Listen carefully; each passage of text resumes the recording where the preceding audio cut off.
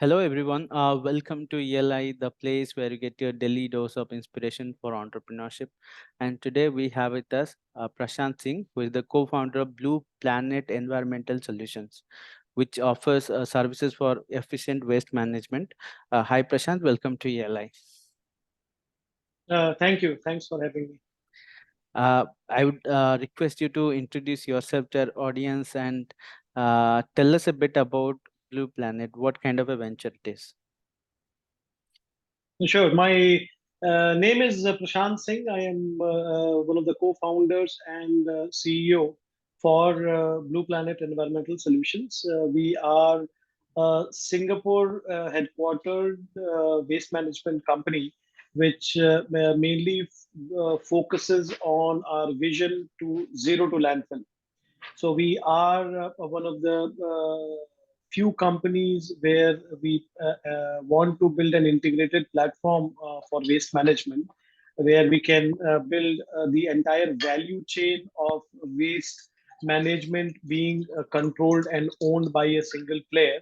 And then we deploy various kind of technologies in terms of upcycling the waste or processing the waste and making sure we treat waste as a resource rather than just a kind of a burden on our ecosystem.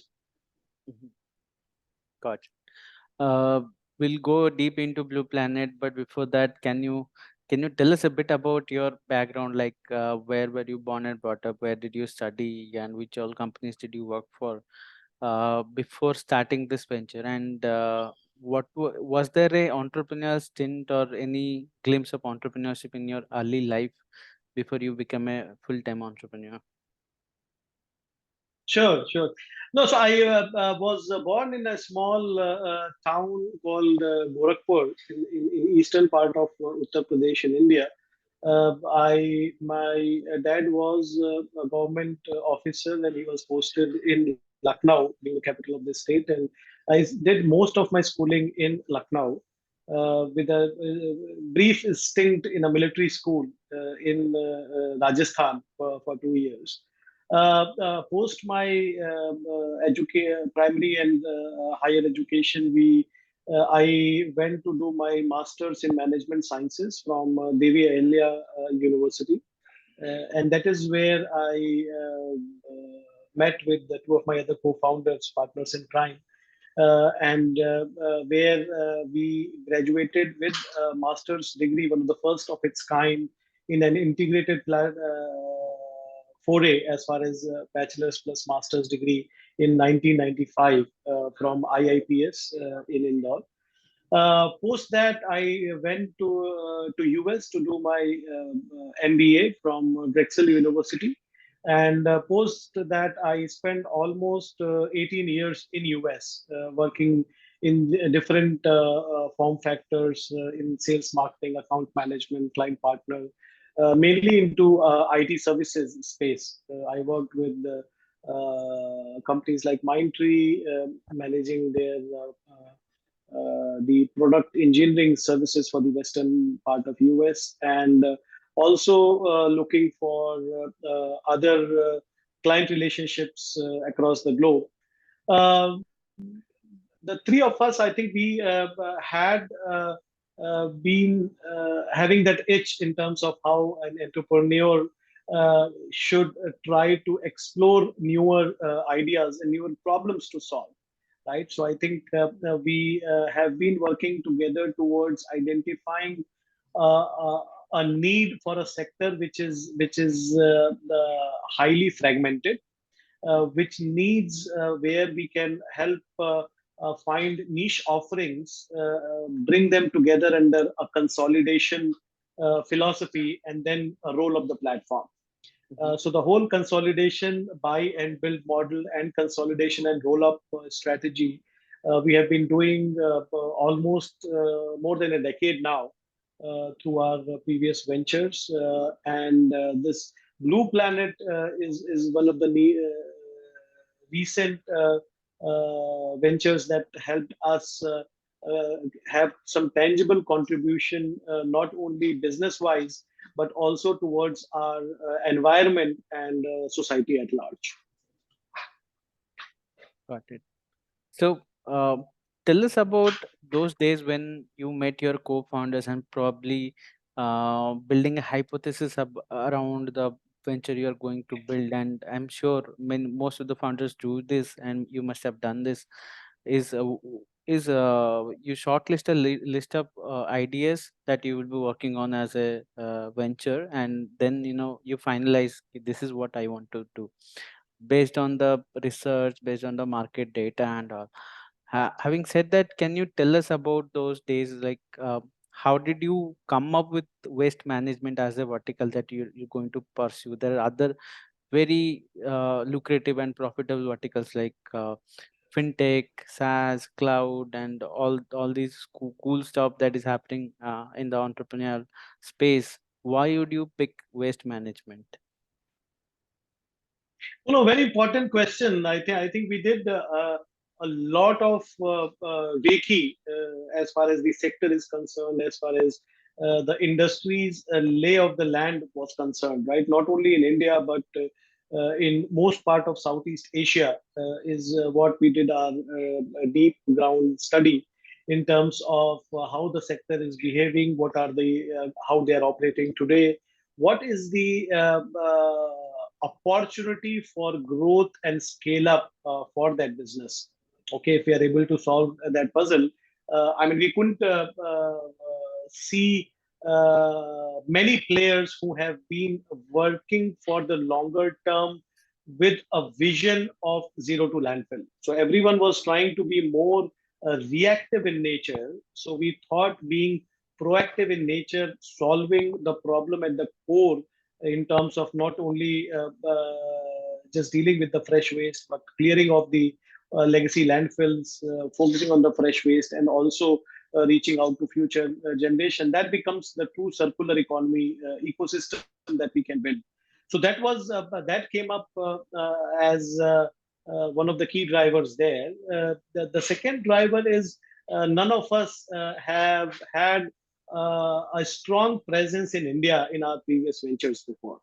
Okay, so we wanted to see some place where we could really have some tangible contributions to our Indian economy, to our native motherland in terms of building a very robust ecosystem for waste management. And also because there was a lot of tailwind for this sector, which was building up, I would say, in the last 8 to 10 years back. Okay, so that gave us the confidence that we need to make sure that the sector seems very promising. And once we top it up with kind of ESG mandate that we wanted to build our business around. ESG is like environmental, social, and governance aspect of a business. This sector and this industry had a tremendous amount of positive impact that we could make within our ecosystem, both in the core as a core offering or as an ancillary offering. So those were key reasons and drivers which helped us to finalize on waste management and circular economy solution. Got it. So, speaking of tailwind, I think recently, as you rightly pointed out, there are ESG mandates by every companies, Yeah.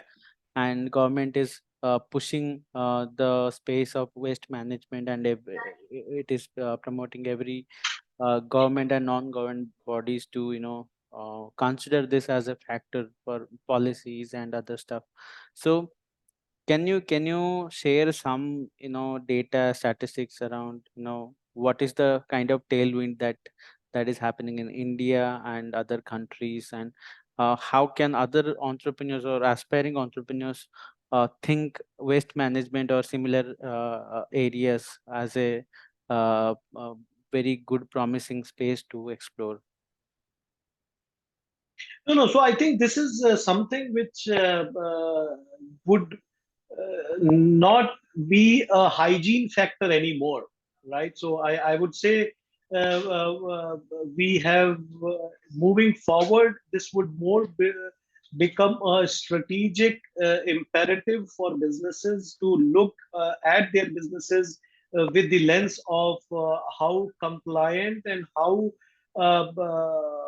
these ESG mandates facilitates the businesses. Not only so, it should not be considered more as just a tick box in your monthly, yearly reporting mechanisms, but it has to be more driven by being a part of the DNA of business operations.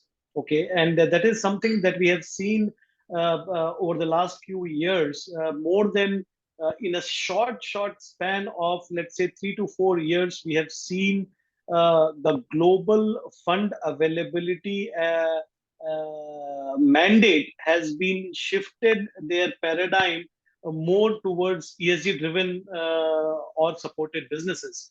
More than one third of global fund infusion is being supported with initiatives which has some flavor of ESG written all over it. Okay, so that is, and it is just continuing to grow as we move further along. But I think we have made too much disruption too fast as Mm, far as ESG is concerned, right? So we didn't get time to unlearn, a lot of things and then relearn the new way of doing business. So, but in a way, it is good because we, as businesses, might have time, but our ecosystem, our environment, with the kind of net zero targets that we are looking, the sooner the better. The time is the luxury we don't have as far as implementations are concerned. So we continue to see not only in India but globally, this will become a mandate for businesses. People are asking right questions to with their portfolio companies, with their mandates that they are promising to deliver. They are willing to forego a little bit lower returns, but if the company or the businesses are much more ESG compliant or ESG driven, I think that will justify a lot more as far as the net positive impact is concerned in the future. got it. Give us a perspective on the business side of things, like which all industries do you go after when you know approach a client, and who inside the company are the target personas do you know pitch to, and what is your pitch, more importantly, what all services or what are the things that you propose them that you'll do for them? No, no, absolutely. So I think, see, depending on the sector that we are in, it really depends on the geography that we operate in. Okay, for example, in India, waste is a government and a state subject. Okay, so a lot we need to work very closely and collaborate with government, municipalities, central governments as far as policy level interventions are concerned, working alongside with the policymakers, compliance bodies like NGT and so on and so forth. But the same might be a little different. Like we are one of the largest waste management players in Singapore. We collect, transport, process almost 40% of Singapore's population's waste is what we cater to. So there, we have a mixed bag of government and private counterparties, if you may. We have commercial establishments, industrial establishments, door-to-door public waste collection out there, and the same for if we go to Malaysia, where we operate industrial processing facility in Penang. There also, it's mainly focused towards private sector. So it's a mixed bag, and depending on your counterparty, your customer, is where we need to tweak the offering and the positioning of the organization. Okay, so in India, for example, we work make sure that people understand and respects the whole integrated story, right? So they didn't need to go out towards half a dozen different vendors and trying to look for a solution. So if half a dozen people own a solution to the problem Hmm. never gets solved, Yeah. right? So that's the barrier that we want to break out there, which we have been able to successfully achieve as well. So far, we have processed more than 12 million tons of waste Wow. in half a dozen countries in the last 5 years. And with landfill mining business, we are already one of the largest companies in Asia, where we process more than 20,000 tons of waste a day. And with this is the waste which helps us to meet our GHG emission, where the landfills gets cleared, so there is no more methane getting into the environment. The material which we are able to segregate gets used in a much better form factor in terms of upcycling or processing or reusing in whatever shape it can be utilized. So it helps us on multiple fronts, and we always try to look for newer ways of doing businesses, being creative, being collaborative with our stakeholders, be it municipalities or private players, in terms of showcasing them the value that we bring to the table. Curious to understand one thing. So, proposing a solution to a government body or a corporate is one thing, but then executing that requires collaboration between multiple stakeholders, especially when you are operating in different countries. You need to partner with the local partners, and you have to hire some people as well locally. So can you tell us how does the logistic play out? What are the intricacies, and what are the challenges of doing that? No, no, absolutely. See, I think in because we have been there and done that, we are really open to ideas. So we are very nimble and flexible as far as forging alliances, partnerships are concerned. We Our whole goal is to expand the size of the pie, right? To make sure that it's a win-win for all local partners. We are always open to explore those right, stitching those right kind of partnerships and deals is very, very important, Mm. right? Especially when you are trying to disrupt the market by doing something which has never been done before, right? So that and if we are able to scale up the sector, the industry itself, it will bring opportunities for all stakeholders. We don't want to say that we want to have a significant higher majority of market share. A lower market share for a much larger opportunity is good enough. So, I mean, so far we have around 3,000 employees working alongside with us, helping us achieve our goals in six different countries.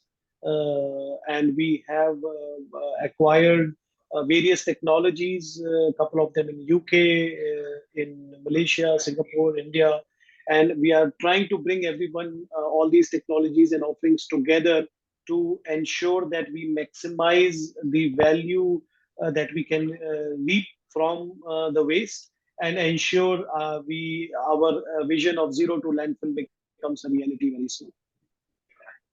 Any significant challenges that you have faced so far while building and growing this venture? No, no, of course. I think one important aspect is, because this is a very capital intensive business. So we do understand access to capital sometimes can become a challenge. But because we have built our business on a very strong foundation as far as the ESG driven mandate is concerned, as far as exploring synergies is concerned, making sure the technologies are fairly robust, scalable, and replicable in different regions and stuff. For us, the for the right kind of businesses, the access to capital is very much there. Okay, so that is sometimes becomes a bottleneck, and the timing becomes a bottleneck for a lot of startups, right? So too soon, it's not the right decision for the founders to let the value go, and too late, I think you will hit the glass ceiling very soon, where you'll not be able to scale up those businesses. So I think the timing and the funding support is very important. From our perspective, because our clientele is a lot to do with counterparty, where we have government counterparties. So making sure they understand and appreciate and respect our way of what value we bring to the table in an integrated platform, in a circular economy solution. I think those aspects, it takes a little bit longer time for them to understand, comprehend, and make sure that they really respect the value that we bring to the table. So sometimes the sales cycles are a little bit longer in our sector. And also, because over the last 2 3 decades, the sector has been not in one of the best shape or forms, right? So it has been it is taking longer time to bring it to ground zero and then build a 100-story building on top of it. So that is again a opportunity cost coming as a part of doing business in our sector there. Tell us a bit about your personal side of being an entrepreneur. And the first question I would like to ask you is, why entrepreneurship? I think you had good education, could have gone into a good job with a good company with good pay. Why entrepreneurship? No, so it's a very important but very relevant question there, because see, all of us we do reach a scale in life where we want to do more, where we want to do more for people who get associated with you. You know? So I think that is important for a person to build relationship, build teams that can go a long way. And when you do that, people start to have expectations, right? In terms of how to grow professionally, how to make sure their excitement and tempo and enthusiasm continues with the challenge, with the newer challenge in life, right? So people can reap the right potential what they have. Okay, so that is something which we have been lucky to find a very relevant and competent second line of leadership. Okay, so that is something which always excites me. Is building businesses is important, but building a relationship is what makes building businesses much more easier and fun, Yeah. right? So I think unless and until it is fun, you will not be able to take the journey for a longer durations of time.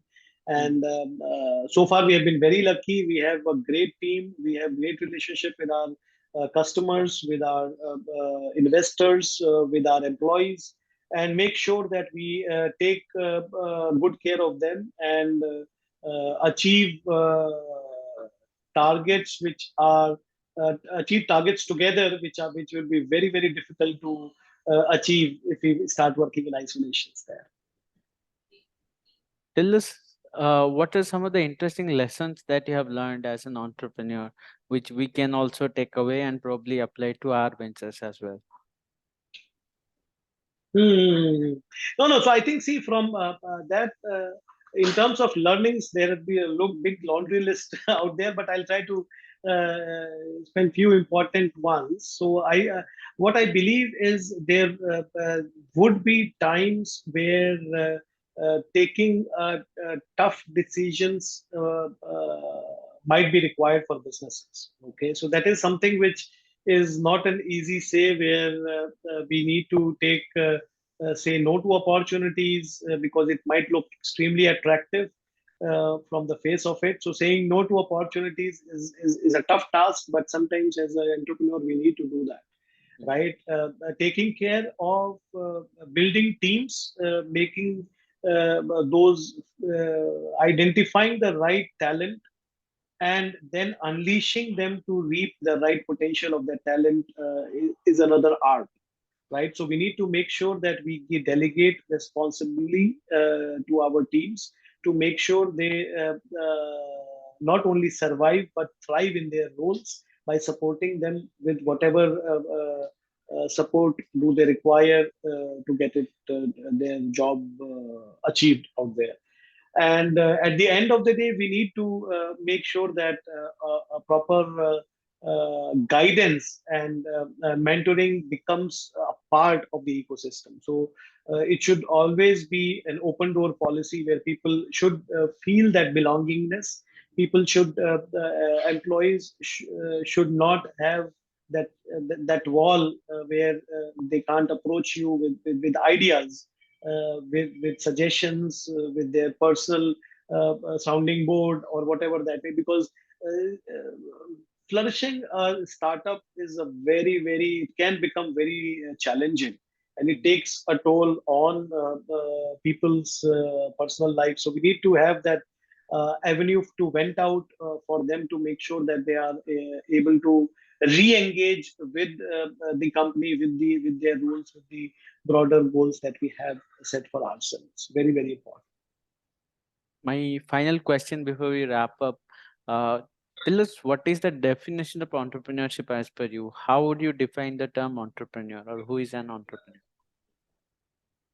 See, entrepreneur, my definition would be mainly to see how many people or relationships have you taken along, Hmm.